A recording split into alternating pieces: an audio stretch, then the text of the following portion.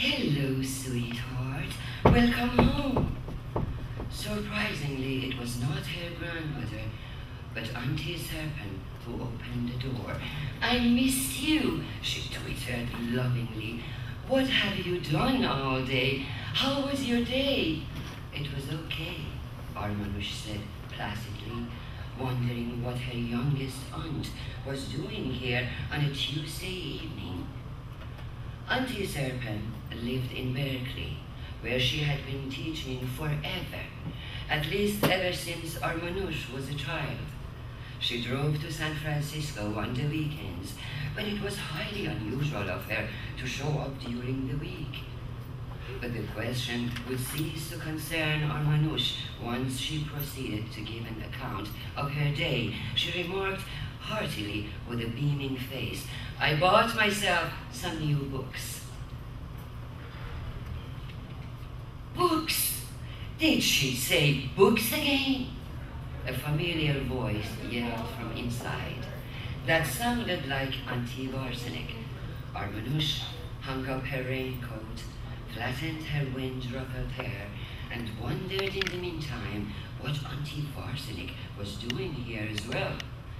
Her twin daughters were coming back this evening from Los Angeles, where they had been participating in a basketball tournament. Auntie Varsanik was so excited about the competition that she hadn't been able to sleep properly for the last 3 days, constantly chatting on the phone with either of her daughters or their coach. And yet, on the day the team was returning, instead of arriving at the airport hours early, as was her habit, here she was at Grandma's house, setting the dinner table. Yes, I did say books, Armanush said, shouldering her canvas backpack as she walked in to the spacious living room. Don't you listen to her, she's just getting old and grumpy. Auntie Serpent chirped from behind her as she followed her into the living room. We are all so proud of you, sweetheart. We are proud of her, but she could just as well act her age. Auntie Varsanik shrugged as she placed the last china plate on the table and then gave her niece a hug. Girls your age are usually busy beautifying themselves, you know. Not that you need to, of course. But if you read and read and read, where is it going to end? You see, unlike in the movies, there is no the end sign flashing at the end of books. When I have read a book, I don't feel like I have finished anything, so I start a new one. Armanush winked without knowing how pretty she looked under the sun's fading light in the room. She set her backpack on her grandma's armchair and instantly emptied it, like a kid eager to see a bunch of new toys. Books rained down on top of one another, the Elif and other stories, a confederacy of dunces, a frolic of his own, the management of grief,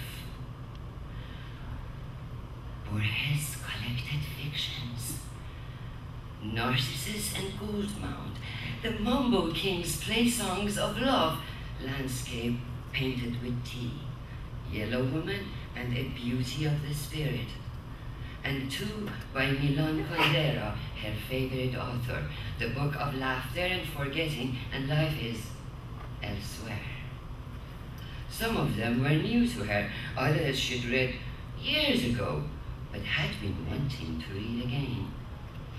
All things considered, Armanush knew, perhaps not rationally, but instinctively, that Chachmokhian family's resistance to her passion for books came from a deeper, darker source than simply from an urge to remind her of the things girls her age were busy with.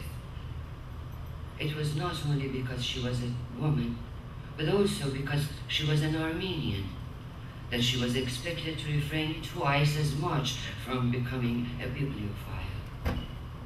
Armanush had a feeling that beneath Auntie Varsanik's constant objection to her reading lay a more a structural, if not primordial concern, a fear of survival. She simply did not want her to shine too bright to stand out from the flock. Writers, poets, artists, intellectuals were the first ones within the Armenian millet to be eliminated by the late Ottoman Empire. They had first gotten rid of the brains and only then proceeded to extradite the rest, the lay people. Like too many Armenian families in the diaspora, safe and sound here, but never truly at ease. The Chahmachians were both elated and vexed when a child of theirs read too much, thought too much, and swerved too far away from the ordinary. Though books were potentially harmful, novels were all the more dangerous. The path of fiction could easily mislead you onto the cosmos of stories where everything was fluid, co-exotic, and as open to surprises as a moonless night in the desert. Before you knew it, you could be so carried away that you could lose touch with reality. That stringent and stolid truth from which no minority should ever veer too far from in order not to end up unguarded when the winds shifted and bad times arrived. It didn't help to be so naive to think things wouldn't get bad, for they always did. Imagination was a dangerously captivating magic for those compelled to be realistic in life, and words could be poisonous for those destined always to be silenced.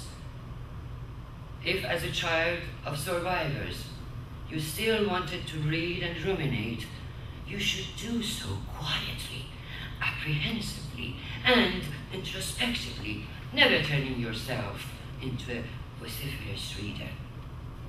If you couldn't help harboring higher aspirations in life, you should at least harbor only simple desires, reduced in passion and ambition, as if you had been de-energized and now had only enough strength to be average.